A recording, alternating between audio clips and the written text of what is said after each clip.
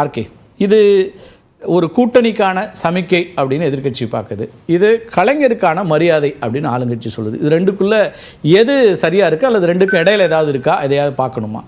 இல்லை, கலைஞர் விரும்புகிற மாதிரி நடந்த ஒரு நிகழ்ச்சின்னு நான் சொல்லுவேன். ஏனென்றால் இதுக்கு பிரதமரை அழைச்சிருந்தால் பிரதமர் வந்திருப்பார், அமித்ஷாவை அழைச்சிருந்தால் அமித்ஷா வந்திருப்பார். ஆனால் இவங்க ரெண்டு பேரையும் விட்டு போட்டு, குஜராத்திகளை விட்டு போட்டு, ஒரு லக்னோவில் இருக்கின்ற ஒரு மனிதரை, யூபியில் முதலமைச்சராக இருக்கின்ற ஒரு மனிதரை, யோகி ஆதித்யநாத்தை நாடி இருக்கின்ற ஒரு மனிதரை அழைத்திருக்கிறார்கள். ராஜ்நாத் சிங்கை அழைத்திருக்கிறார்கள். புரியல, நீங்க ஒரு புது பார்வை வைக்கிறீங்க. இதான் கலைஞருக்கு பிடித்தமான அரசியல் சொல்றேன். அமித்ஷா அவர்களுடைய நாலேஜ் இல்லாம வந்துருவாரா? இல்ல, நாலேஜ் இல்லாம வர மாட்டாரு. சரி, ஆனால் அவர்களுக்கு அழைப்பு விடுத்திருந்தால் அவர்கள் நிச்சயமா வந்திருப்பார்கள். இதான் நான் சொல்றேன். பிரதமர் ஒரு லெட்டர் கூட எழுதுறாரு. இந்த அழைப்புல ஒரு அரசியல், உள்ள அரசியல். ஆமா, நிச்சயமா இருக்கிறது. இது கலைஞருடைய அரசியல் சொல்றேன் நான். கலைஞருடைய அரசியல் எப்படி இருக்குன்னு பாத்தீங்கன்னா, வாஜ்பேயியை ஒரு பாஜகவாக கண்டார், பாக்கி இருக்கின்ற பாஜகவை தனித்து கண்டார். இப்போ குஜராத்தில் நடந்த சம்பவங்களுக்கும் ராங் பார்ட்டி அந்த பார்வையில இது ராஜ்நாத்தை பார்த்திருக்காங்க. ஆமா, அந்த ராஜ்நாத் சிங் அந்த இடத்துக்கு போய் உட்கார்றாரு. இப்போ யாரு? வாஜ்பேயினோட இடத்துக்கு போய் உட்கார்றாரு. வாஜ்பேயி எங்கிருந்து வர்றாரு? லக்னோல இருந்து வர்றாரு. அப்போ இதுல ஒரு உள்ளரசியல் இருக்கிறது. அது உள்ளரசியல் இல்லைன்னு பார்க்க முடியாது. இது நிச்சயமாக மு.க. ஸ்டாலினுக்கு தெரிஞ்ச அரசியல் தான் இருக்கும், அவருடைய தகப்பனாருடைய அரசியல். அந்த அரசியல் மறுபடியும் வந்திருக்கிறதா நான் பார்க்கிறேன். அதை தாண்டி இனி வாஜ்பேயி காலத்திலிருந்து ஒரு மனிதர், இப்போ ஒன்று பிரமோத் மகாஜன்கிற நிதின் கட்கரி இல்லைனா ராஜ்நாத் சிங், இந்த ரெண்டு நபர்களை தான் அழைக்க முடியும்.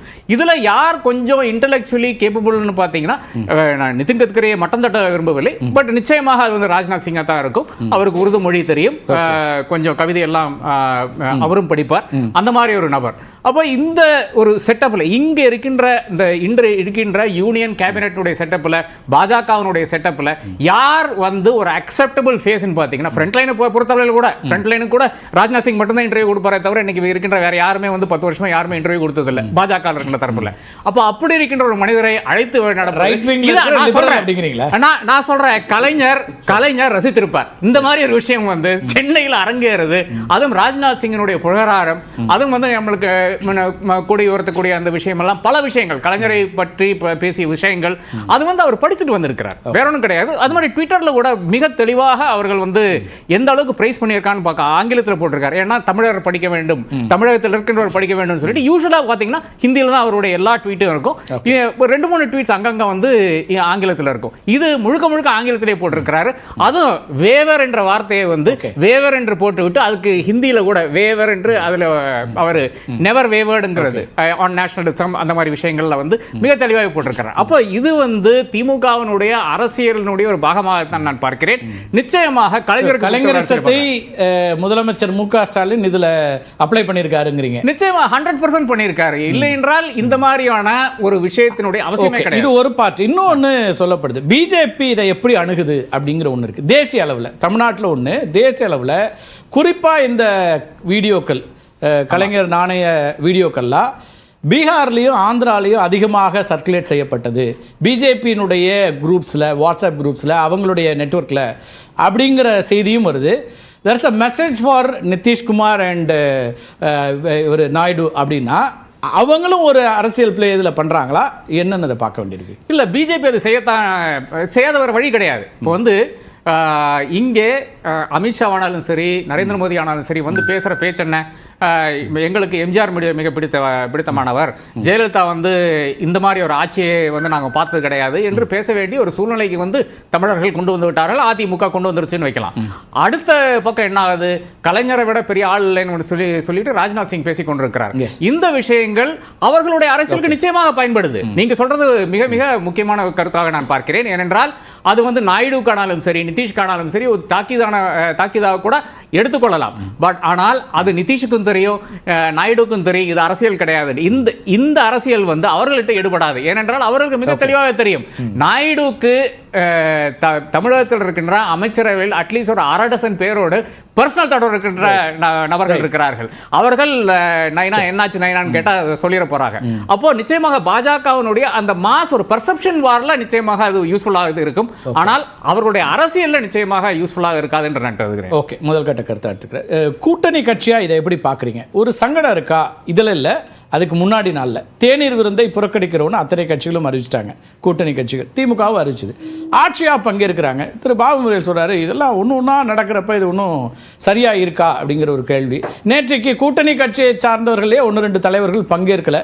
அதுக்கு வெவ்வேறு காரணங்கள், உடல்நலக்குறைவுலாம் சொன்னாலும் அடிப்படையில் அவங்க பர்சனலாக பேச இல்லைங்க, இதில் ஒரு ஒவ்வாமை இருக்குது, எங்களால் ஏற்றுக்க முடியல அப்படிங்கிறாங்க. எப்படி பார்க்குறது? இல்லை, இதில் கலைஞர் அவர்கள் எவ்வளவு ஒரு உயர்ந்த தலைவர் என்பது எல்லோரும் அறிந்த விஷயம். தமிழ்நாட்டுக்கு எவ்வளவு திட்டங்களை கொண்டு வந்திருக்கிறார், என்னவெல்லாம் கட்டமைப்பை ஏற்படுத்தி இருக்கிறார், இதையெல்லாம் யாரும் மறைக்க முடியாது. சரி, அப்படிப்பட்ட ஒரு தலைவருக்கு 100ஆண்டு நினைவாக நாணயம் ரிலீஸ் பண்ணதை இவ்வளவு கொச்சைப்படுத்தி எதிர்க்கட்சிகள் பேசியிருக்க வேண்டாம். இதுதான் மனசை புண்படுத்துது.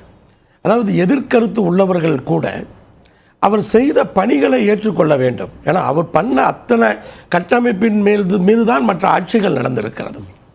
இப்போ அதையெல்லாம் நம்ம பார்க்குறப்ப வருத்தமாக இருக்குது. ஸோ திராவிட முன்னேற்ற கழகத்தை பொறுத்தவரை உறவுக்கு கை கொடுப்போம், உரிமைக்கு குரல் கொடுப்போம், அது அவங்க ஒரிஜினல் கொள்கை. எனக்கு தெரிஞ்சு பேட்டியிலையோ அவருடைய மற்ற ஸ்டேட்மெண்ட்ஸ்லேயோ கூட அவருக்கு வெளியிட்டது குறித்து, நாணயம் வெளியிட்டது அல்லது நாணயத்து அது பற்றிய விமர்சனங்கள் பெருசாக இருக்க மாதிரி தெரியல. அதில் பங்கேற்றது யாரெல்லாம் பங்கேற்றாங்கிற கேள்வி தான் அவங்க முன்வைக்கிறாங்க. இல்லை, இருந்தாலும் கூட இதை ஒரு விமர்சன பொருளாக மாற்றி இருக்கும்போது சர்ச்சையாக மாற்றணும். சிலர் பேசுகிறப்ப, இப்போ அன்பு சகோதரர் முருகவேல் பேசுகிறப்ப கூட அது கொடுத்ததில் எங்களுக்கு விமர்சனம் இருக்குது அப்படி சொன்னார். அவர் எதிர்ப்பு தெரிவித்தார். கொடுத்துருக்க கூடாதுங்கிற மாதிரி தான் அவர் பேசுறாரு. இப்போ அதெல்லாம் தப்பா தெரியுது இல்லையா? அப்ப இது மாதிரி அந்த விமர்சனம் இதனால தானே வருது. அதாவது இதை பொறுத்த வரைக்கும் இது ஒரு அரசு நிகழ்ச்சி, அது நடந்திருக்கு. கலைஞர் அவர்களை பிரதமர் மோடி அவர்கள் கோபாலபுரத்திலே உடம்பு சரியில்லாமல் பார்த்தபோது கூட இப்படிப்பட்ட செய்திகள் பரப்பப்பட்டன, நம்மெல்லாம் பார்த்ததுதான். அதே போல செஸ் ஒலிம்பியாடுக்கு அவர் நிகழ்ச்சிக்கு வந்தப்போ கூட இது மாதிரியான விஷயங்கள் பரப்பப்பட்டது. அப்புறம் கேலோ இந்தியாவுக்கு வந்தப்போ கூட இதே மாதிரி விஷயங்கள் பரப்பப்பட்டது. ஒரு விளையாட்டுத்துறை அமைச்சர் அன்பு சகோதரர் உதயநிதி அவர்கள் டெல்லியில் பிரதமரை சந்தித்த போது கூட இப்படி எல்லாம் பேசப்பட்டது. அப்ப அந்த வரலாறுகள் இப்படி இருக்கிறது. இப்ப இதுல உண்மை இல்லை அப்படிங்கிறது மக்களுக்கு தெரியும். இதுல எதுக்காகங்க திமுக தலைமையில் இருக்கிற தமிழ்நாட்டில் இருக்கிற கூட்டணி வலுவா இருக்கு, தொடர்ந்து நாங்கள் ஜெயிச்சுக்கிட்டே இருக்கிறோம். சரி, எதுக்காக நீங்க போன தேர்தலே 2024 நீங்க நாடாளுமன்ற தேர்தல் எடுத்தாலும் எவ்வளவோ யூகங்களை எல்லோருமே கற்பித்தார்கள். ஆனா நடந்தது என்ன? இருக்கிற கூட்டணி வலுவாக இருக்கிறது. அப்ப மற்றதை பத்தி யோசிக்க வேண்டிய அந்த அவசியமே இல்லை. இது எப்படி தெரியுதுன்னா, அதிமுகவிலையும் அல்லது இன்னும் சில கட்சிகள், தேமுதிக கூட சொல்லியிருக்காங்க, அவங்க கூட்டணி கட்சியான தேமுதிக கூட பாபு முருகனோட முன்னாள் கட்சி கூட அதை சொல்லியிருக்காங்க. அதாவது இது எப்படின்னா, திருடன் திருடிக்கு ஓடும்போது திருட ஓடுறான்னு சொல்லுவாங்க பாருங்க, அது மாதிரிதான் இது தோணுது.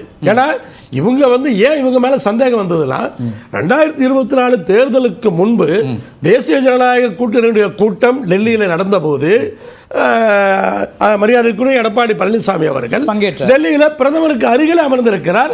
அவ்வளவு மரியாதை கொடுக்கப்பட்டது. வெளியில பேட்டி கொடுக்கிறார், இவ்வளவு சீட்டு நாங்க ஜெயிப்போம்லாம் பேட்டி கொடுத்துட்டு வர்றார். அப்புறம் அதனாலதான் அதுக்கப்புறமும் தேர்தலில் அவர் எந்த விமர்சனமும் பண்ணல. அவர் பிரதமர் மோடி அவர்களை பற்றி எந்த இடத்திலுமே அவர் பேசவில்லை, எதிர்த்தே பேசல.